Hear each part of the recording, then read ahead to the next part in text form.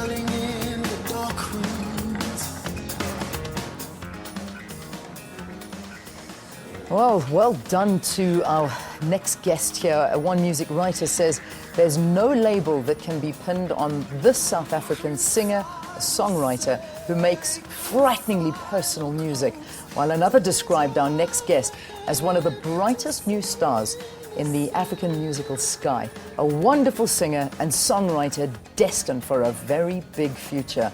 Wow, these are great reviews. Well, we're talking about the new kid on the block, Nakhane Toure, who walked away with the Best Alternative Album Award at this year's South African Music Awards that took place on Monday night at Sun City. He is now in studio to tell us more about his award and, of course, his debut album, Brave Confusion. Good to have you. Welcome to Morning Live. Thank you for having me. Congratulations on your award. Thank you very much. You must be chuffed. I mean, you were nominated for 4 SABCs, Yes, is that right? Yes. And then walking away with a massive award. I mean, this is a great Completely. thing. Actually, not that the others did not matter, but this one is the one that I really was gunning for, you know, Yeah. because not to be political about it, but not many black musicians tend to walk away with Best Alternative. You are spot on. So I mean, thought, that is... let's just turn things here. Yeah, it turned it upside down a little bit. No, it's a great accolade. Excellent. Well done. Why alternative music? What made you want to move into this genre? Well, I mean, as far as I understand, alternative music means music that cannot be quite pinned to a genre.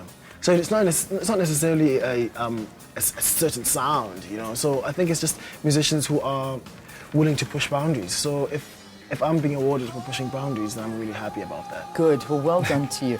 Now, I'm reading here that you changed your name and your surname, Yes. well, not your name, your surname, yes. to pay tribute to Ali Farka Toure. Yes. Why? Tell me a bit about this.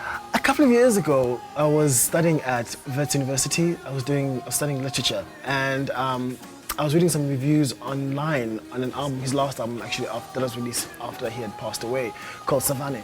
And it was really overwhelmingly great reviews. I was like, who is this person? Yeah. You know? And I'm cynical in general. So I went and I checked it out, and it changed my life.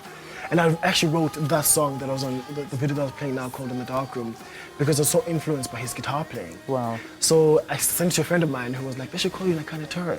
And I was like, That sounds good.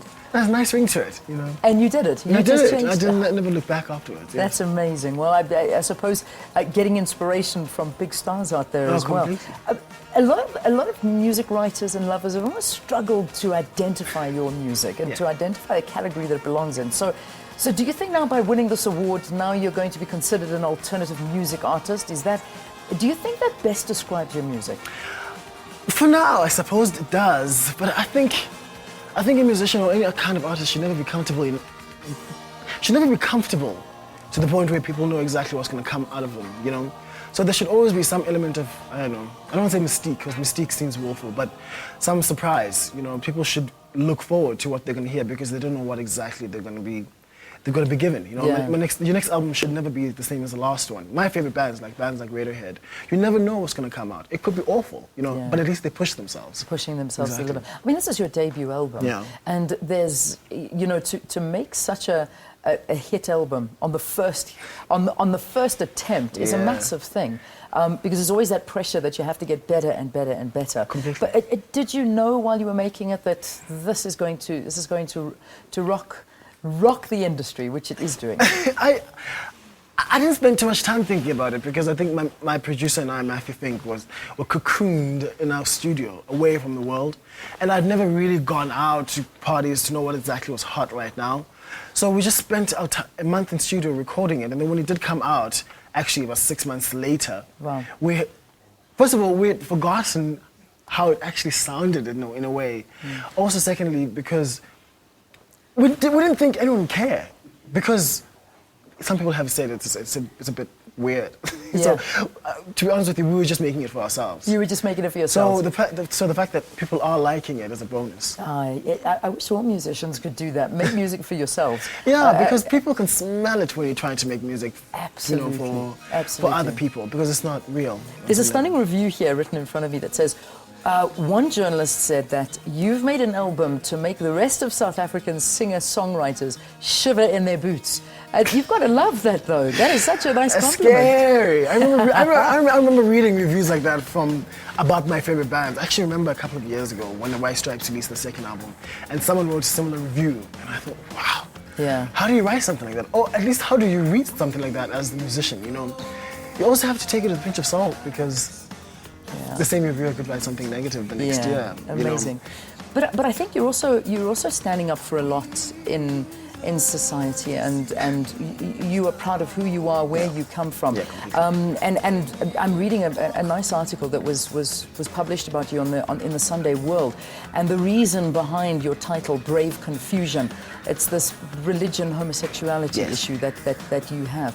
Just tell viewers out there, because now you're over it now. Now I'm happy and love. Good, I'm happy for you, that's great. Christopher. Yes. That's the guy. Does he live in London? Oh man! I'm sorry, I had to. Now all of a sudden I'm bashful. But it's wonderful. I think it's amazing, and it's been embraced by everybody so well. Interestingly enough, you know, I mean, I was waiting to be lambasted. I was waiting to be stoned, and maybe that's still to come. But for now, I'm just enjoying the positivity. I just wish the rest of the continent was like this as well. I just wish they understood that people are different, you know. And it's not that I'm complaining or anything. I'm just saying that I can never be like you because you're you. And you can never be like me because I'm me. There's no point in trying to force people to sort of, I don't know. I can't even Well, listen, put the right words. I think being so open and so real is the success behind your music, and never change. Stay this way, because I think great things are ahead of you. It's an absolute pleasure to have chatted to you. Thank you very much. Nakhane Toure, who has won the Best Alternative Song at this year's award ceremony on Monday night for Brave Confusion, and we'll have him playing us out of the show here on SABC 2. Stay tuned, everybody. We'll be back after the break.